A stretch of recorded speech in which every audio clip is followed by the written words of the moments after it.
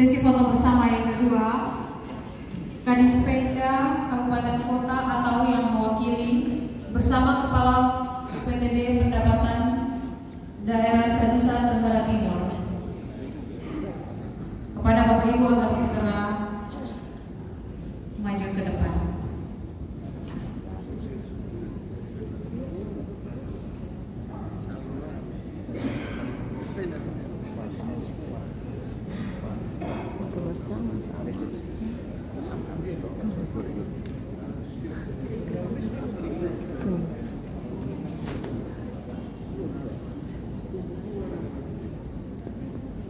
Bapak-bapak boleh bisa mengambil tempat di bawah.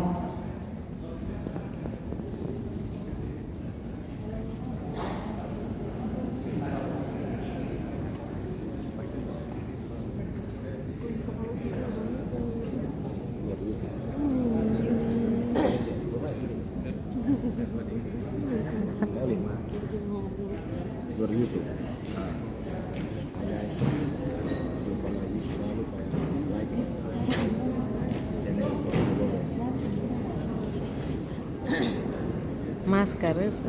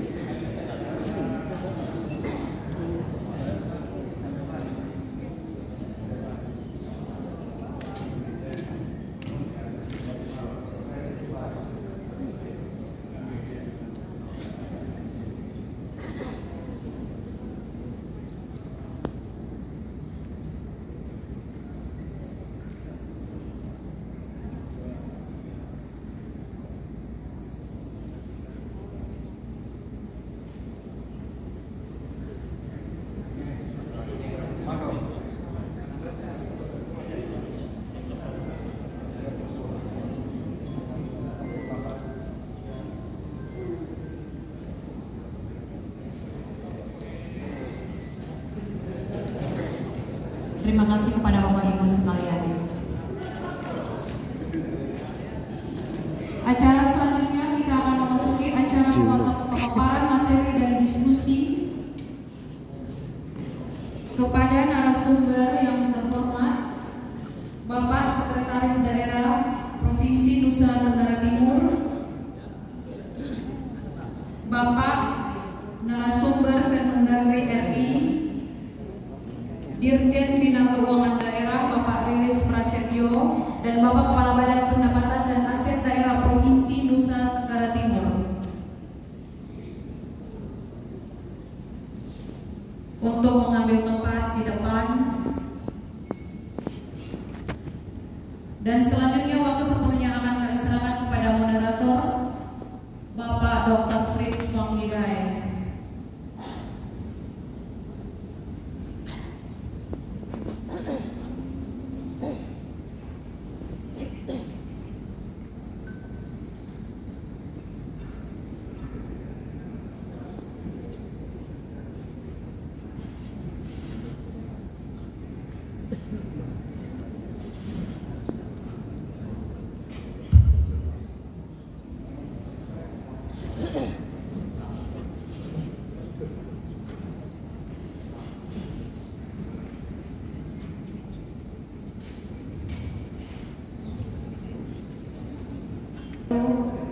Salam kebajikan semua. Selamat siang.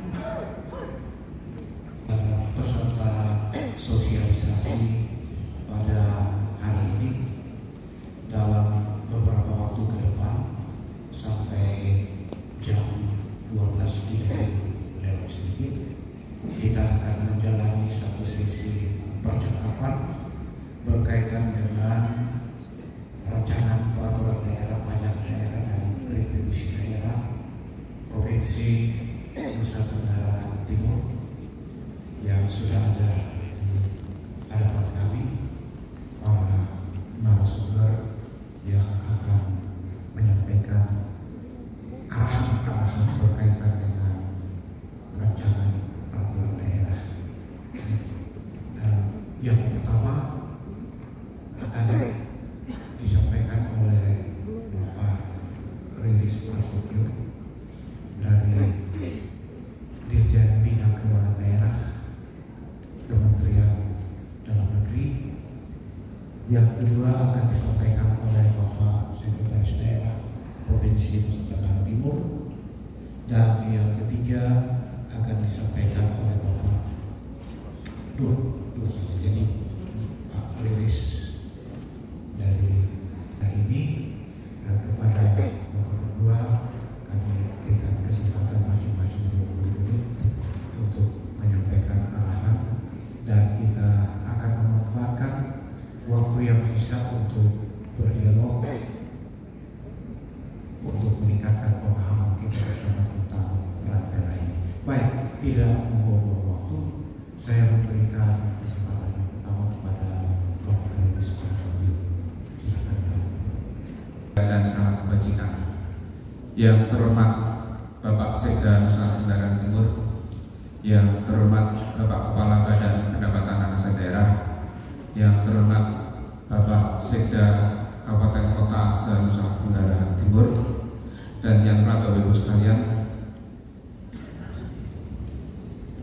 Bapak Ibu, kami mengucapkan terima kasih atas undangannya dan apresiasi terhadap teman-teman yang sudah berjuang menyusun Raperda. Meskipun di antara Bapak Ibu ada yang belum selesai, tapi kami memahami Bapak Ibu, karena memang Raperda ini bukan hanya kerja eksekutif gitu ya, tapi ada DPRD, dan saya juga atau kami sering mendengar Bapak Ibu ya, sebenarnya masalah itu bukan hanya di eksekutif gitu ya, tapi di teman-teman DPRD.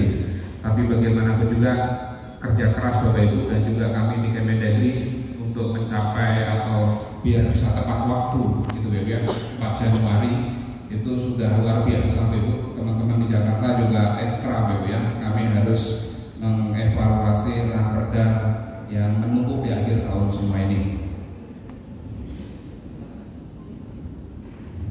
Ya, izin Bapak Ibu menyampaikan secara singkat, mungkin agak lompat-lompat Bapak Ibu ya, karena waktunya hanya 20 menit gitu ya. Kalau kita melihat pajak daerah dan distribusi daerah Bapak Ibu ya, pasti itu identik dengan tujuan pembentukan daerah atau otonomi daerah Bapak Ibu. Jadi kalau kita mau mengkaitkan gitu ya, otonomi daerah dengan pembentukan daerah dengan pajak daerah sebenarnya saling berhubungan Bapak Ibu gitu ya. Kalau kita lihat di amanat Undang-Undang Dasar ya, di pasal 23 gitu ya, pada prinsipnya pajak dan pungutan lain itu harus diatur dengan undang-undang. Nanti di Undang-Undang 23, di Undang-Undang 1 ini ditegaskan gitu ya, pajak dan pungutan itu harus dengan perda, nggak boleh selain dengan perda gitu ya. Karena nanti kalau Bapak Ibu dibolehkan gitu ya memungut yang tidak diatur dengan perda, masyarakatnya nanti nggak ada yang melindungi gitu ya. Pemerintah atau pemerintah daerah itu akan semena-mena terhadap masyarakat, dan itu tidak boleh Bapak Ibu ya. Jadi harus dengan perda, dan representasi dari masyarakat adalah DPRD gitu ya. Kemudian lanjut ya, ini karena harus loncat-loncat Bapak Ibu, jadi slide yang ada tulisannya Pemda dan Pelayanan Publik Bapak Ibu. Jadi kalau di Pemda hampir rata-rata sebagian besar PDAM untuk spam air minum Bapak Ibu itu pakai BUMD gitu ya. Sekarang ada sekitar 390 Pemda yang punya PDAM. Kenapa kok pakai PDAM untuk air minum gitu ya? Ya karena di PDAM itu Bapak Ibu pelayanannya bisa Sabtu Minggu harus tetap gitu ya, sampai malam, membutuhkan spesialis orang yang paham tentang bahan kimia, tentang teknik gitu ya. Artinya semua kita sesuaikan Bapak ya, apakah pakai SKPD, BLUT maupun BUMD. Nah, ketika kita memberikan pelayanan publik Bapak Ibu, ada pelayanan yang harus kita lakukan. Kalau di pemerintahan kita membaginya dalam bentuk urusan gitu ya, urusan wajib dasar, urusan non dasar Bapak ya, dan urusan pilihan gitu ya. Nah, ketika kita melihat dari 3 urusan ini Bapak, kita selalu terpola bahwa urusan ini kita lakukan dalam konteks belajar. Ketika kita berbicara pendapatan seperti sekarang Bapak Ibu, kayaknya agak sedikit kayaknya nggak ketemu gitu ya, pendapatan dengan pelayanan gitu ya. Nanti kita lihat gitu ya. Kemudian kalau kita kaitkan dengan tujuan pembentukan daerah Bapak ya, cuma 2 sebenarnya ya, pelayanan dan pemberdayaan masyarakat. Di undang-undang itu tegas ya, pelayanan dan pemberdayaan masyarakat. Kemudian slide selanjutnya ada fungsi pajak Bapak ya. Kalau kita lihat di sini fungsi pajak, kalau Bapak Ibu dengan hadirnya Undang-Undang 1 2022 maupun PP 35 ini, kemudian Bapak Ibu sering mengeluh gitu ya. Ya sebenarnya kita bisa mencocokkan apakah betul yang dihapus atau yang ditambahkan dalam pajak maupun restribusi sesuai dengan fungsi pajak. Jangan-jangan nggak sesuai gitu ya. Jadi kita harus kembalikan ke fungsi pajak. Karena kita menganut hukum positif Bapak Ibu, karena sudah di PP 35 ya tetap kita harus jalankan dulu gitu ya. Tapi paling tidak kita bisa membandingkan apakah betul gitu ya pajak yang sekarang ini dalam fungsi anggaran itu berjalan gitu ya. Apakah ketika kita berbicara PAD gitu ya, Bapak Ibu sudah mengkaitkan dengan anggaran baik nanti pemerintah pusat atau di daerah gitu ya, kaitannya dengan pengaturan pasti gitu ya. Kemudian kalau kita lihat dengan stabilitas ya, kita juga harus mengakui Bu ya bahwa beberapa hal nanti begitu kita berbicara pajak daerah, nanti teman-teman yang sekarang ini ngerasa banyak tambang gitu ya, kemudian banyak alat berat di sana, kemudian alamnya rusak, apakah ini juga bagian dari apa keberadaan pajak ini hadir di sana, pengaturan pajak ini gitu ya. Kayaknya teman-teman yang banyak daerah tambang nggak akan merasa pas Bapak Ibu gitu ya. Kemudian kalau kita lihat fungsi redistribusi pendapatan, ini juga tadi disampaikan kaitannya dengan option gitu ya.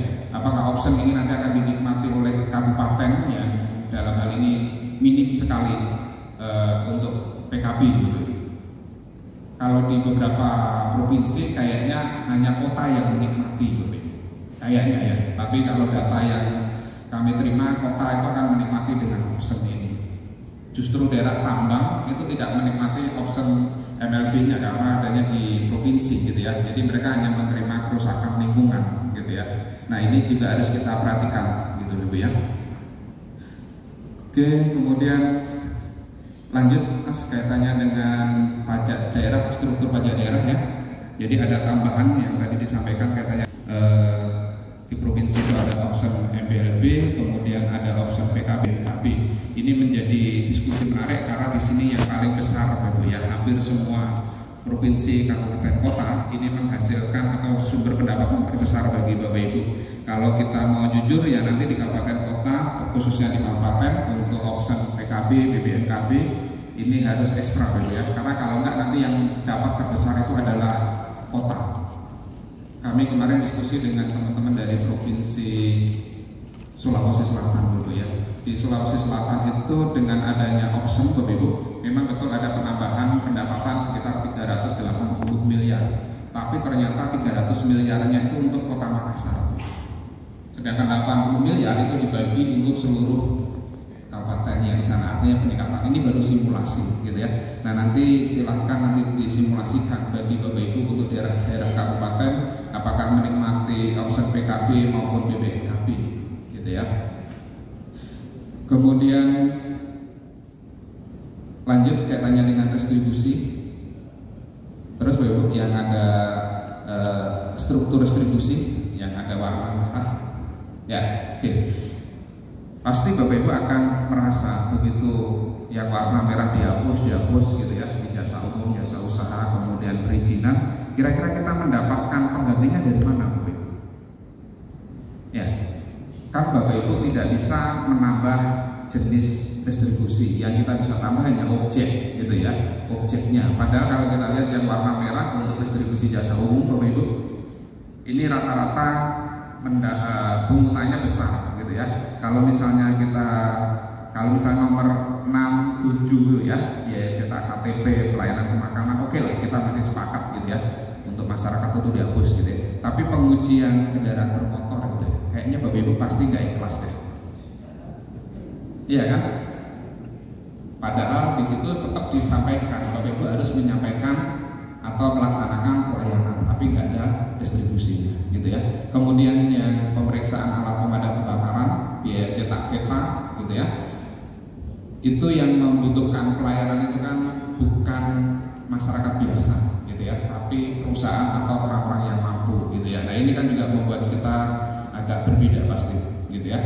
Artinya kita rasa keadilan kita pasti terus itu.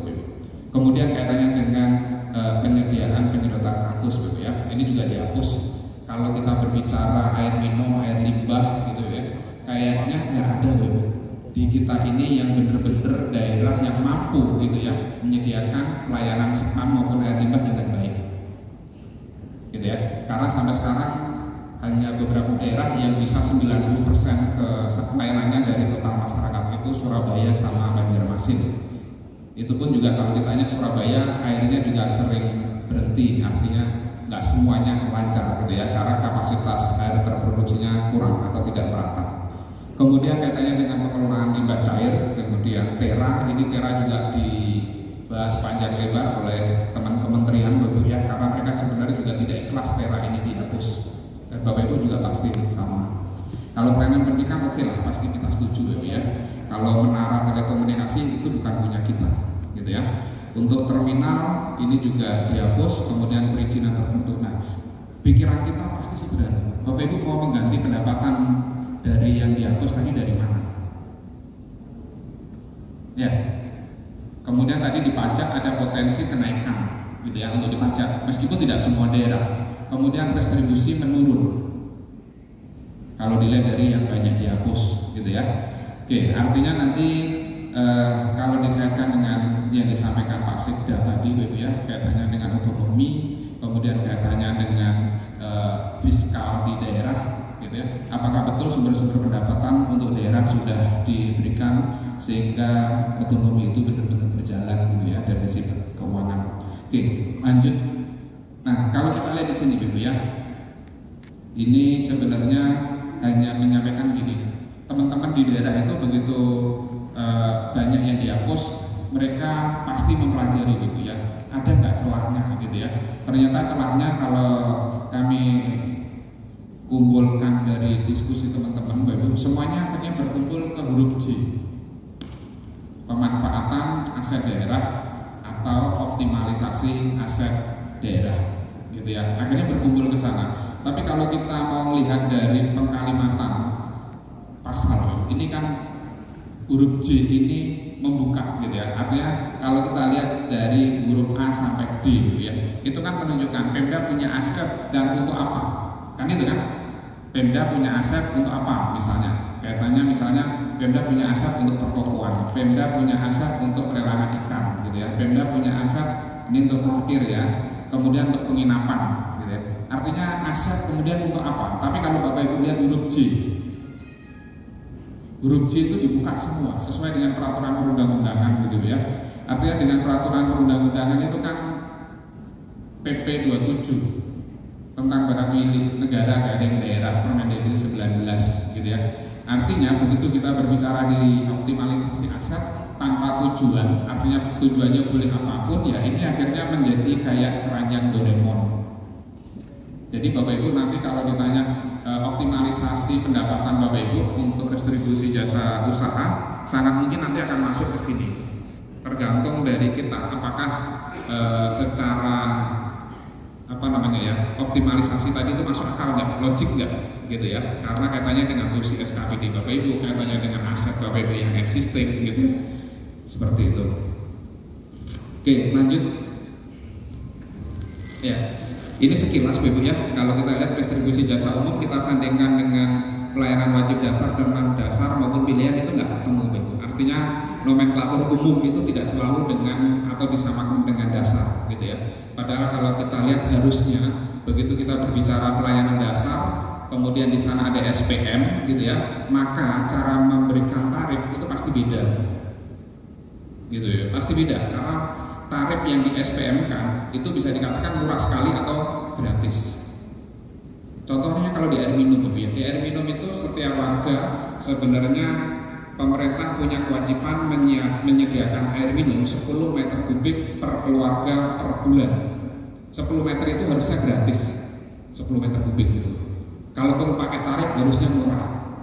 Tapi setelah 10 meter kubik baru tarif normal gitu ya. Nah, kalau kita berbicara SPM Bapak Ibu, harusnya begitu dia berbicara pelayanan dasar, dia ada SPM-nya, ya harusnya gratis gitu ya, kalaupun ada tarifnya murah gitu. Nah, ini yang perlu kita tegaskan Bapak Ibu. Artinya jangan sampai masuk pelayanan dasar tapi kita lupa kaitannya dengan SPM dan tarif SPM-nya gitu ya. Oke, kemudian lanjut kaitannya dengan distribusi jasa umum dengan keberadaan swasta. Lanjut. Nah, ini kalau kita kaitkan Bapak Ibu ya, ketika ada swasta seperti apa? Apakah kita tetap mau ngotot memberikan pelayanan distribusi jasa umum padahal swasta sudah ada misalnya? Atau kita lihat yang berikutnya, slide berikutnya Bapak Ibu, yang distribusi jasa usaha. Coba loncat sedikit yang jasa usaha gitu ya. Nah, kita kaitkan, apakah kita juga masih mau ngotot Bapak Ibu, kita mau berusaha, kita mau memberikan layanan gitu ya, padahal swasta sudah ada. Jika swasta tidak ada bagaimana? Gitu ya. Maksudnya begini, daripada uang kita, uang APBD digunakan untuk melakukan distribusi jasa usaha, di situ swasta sudah ada, kemudian kita bersaing dengan masyarakat. Apa iya kita mau begitu? Kenapa uang APBD kita tidak digunakan untuk pelayanan yang lain? Kecuali swastanya tidak ada, gitu ya. Oke, lanjut yang berikutnya. Kita masuk ke contoh. Lanjut. Terus ini yang tadi. Nah, oke. Kita kasih contoh Bapak ya. Kalau di Pemda Bapak Ibu misalnya punya yang huruf D. Kemarin di daerah Kabupaten Sulawesi Bapak ya, Selayar. Waktu mereka mekar di sana nggak ada hotel, Pemda bikin hotel, sebenarnya penginapan lah, gitu ya. 12 tahun berikutnya di sana sudah banyak hotel, gitu ya, sudah banyak penginapan. Pertanyaannya, apakah Pemda mau melanjutkan penginapannya, Bapak? Padahal di sana sudah sekarang ini belasan swasta sudah punya penginapan. Kalau ditanya apakah hasilnya juga sebanding, enggak, gitu ya. Kenapa hotelnya nggak dibubarkan aja, gitu ya, diganti untuk yang lain? Seperti itu. Tapi kalau misalnya ini kan konteksnya tadi penginapan dan swasta sudah ada. Tapi kalau konteksnya untuk huruf H, penyeberangan. Kemarin ada teman dari Sulawesi, kalau nggak salah Konawe Bapak ya. Mereka mengatakan begini, bahwa di daerahnya ada kapal dibantu oleh Kementerian Perhubungan, kemudian digunakan di sana. Kalau ditanya swasta ada nggak? Ada, tetapi jadwalnya tidak rutin, tarifnya naik turun gitu ya, dan itu mengganggu perpindahan manusia dan barang gitu ya. Seandainya Pemda mengelola kapal itu, biaya pendapatannya tidak bisa untuk menutupi biaya, gitu ya. Tapi kalau kita lihat swastanya, gitu ya, swastanya itu jadwalnya belum pasti, berubah-ubah, harganya juga pasti, artinya akan berdampak pada inflasi gitu ya dan pembangunan. Menurut Bapak Ibu, kalau konteksnya huruf H itu, apakah kapal itu harus dipertahankan? Apakah sama posisinya dengan hotel tadi? Kan begitu kan? Artinya kita akan melihat di huruf H itu, ya, kapal tadi dibutuhkan oleh masyarakat. Jadi harusnya Pemda tetap melakukan meskipun rugi, gitu. Kecuali swasta sudah ada, Bapak ya, sudah bagus, gitu ya. Tapi kalau nggak ada, ya Pemda harus. Kan kita selalu menerima doktrinnya ketika pelayanan masyarakat tidak ada yang melakukan, maka Pemda yang harus hadir, kan gitu Ibu ya.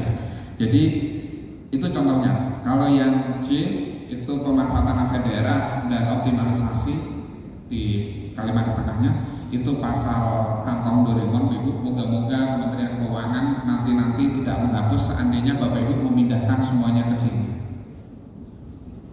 gitu ya. Optimalisasi itu misalnya begini Bapak Ibu.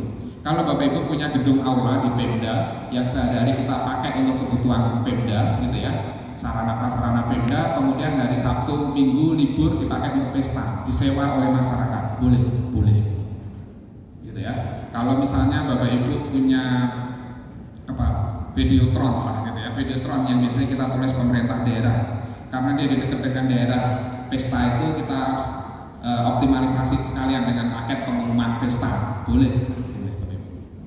gitu ya. Artinya itu masuk optimalisasi.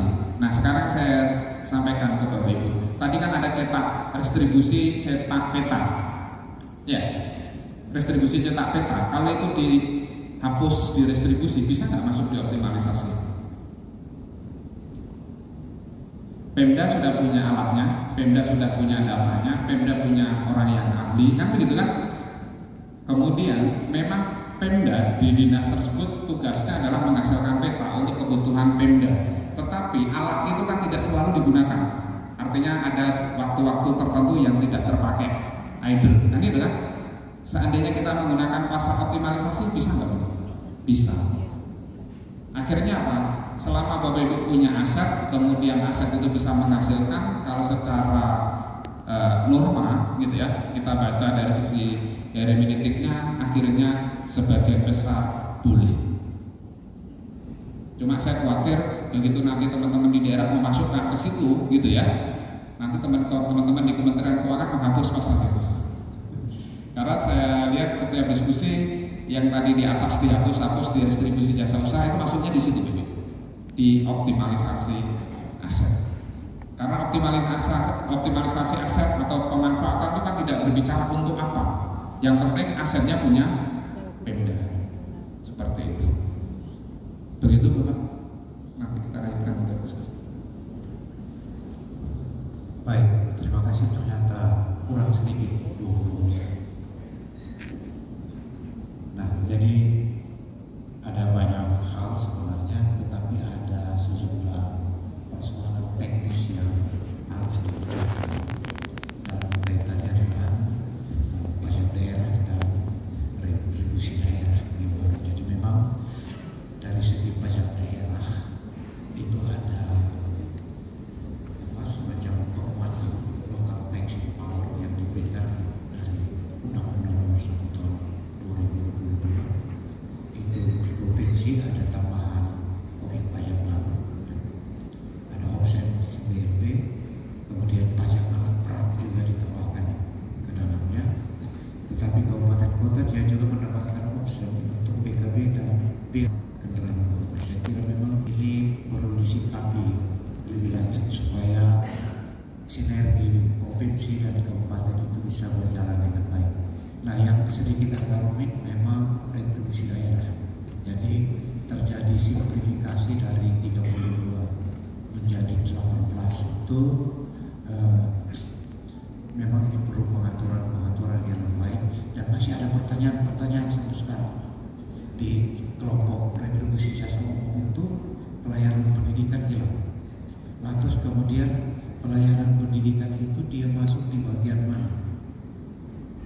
Nah, itu juga itu antara lain tadi seperti kalau di provinsi ada badan diklat yang selama ini memberikan jasa pelatihan itu pendidikan, nanti dia masuk di bagian mana? Tadi sepertinya bisa dioptimalisasi pemanfaatan aset daerah, tetapi ini memang perlu didiskusikan lebih lanjut. Jadi nanti setelah ini silakan kita berdialog tentang masalah-masalah seperti itu. Kesempatan berikut saya sampaikan kepada Bapak Sekretaris Daerah. Baik, terima kasih Pak Dr. Fritz selaku moderator. Bapak Ibu teman-teman sekalian, saya kira saya tidak perlu banyak ngomong lagi ya, karena Pak moderator, toh teman-teman punya nanti kan provinsi asistensi, jadi supaya kita jangan ngomong double terus ya, saya kira teman-teman punya ranperda nanti kan ya kami lah yang asistensi ya, atau bagaimana? Leko tua. Oke, baik, saya omong yang petahana ya. Yang pertama adalah ini sebelum Bapak-Bapak Sekda Kabupaten Kota ini bertanya ya, karena saya sudah tahu pertanyaannya akan menjurus ke sana, jadi saya jawab memang saja. Apakah dengan pemberlakuan perda baru ya, yang ada opsi-opsinya itu untuk PKB dan BPKB dibandingkan dengan perda yang lama, mana yang lebih utuh? Itu kan pertanyaan pertama. Yang sudah ancang-ancang mau tanya ini adalah pejabat Sekda Kota Kupang. Begitu. Jadi sebelum bertanya saya jawab memang aja. Yang lebih menguntungkan itu ya yang baru ini, yang pakai option ini. Jadi begitu nanti teman-teman PT ini sudah tagih, masuk ke setoran itu, ya, di rekening kas provinsi, kemudian itu sudah terpisah, memang sudah itu 70% yang punya bapak-bapak, 66 punya bapak-bapak, kemudian 34-nya punya provinsi, sehingga provinsi itu tidak lagi ada utang yang saat ini masih ada utang, ya toh?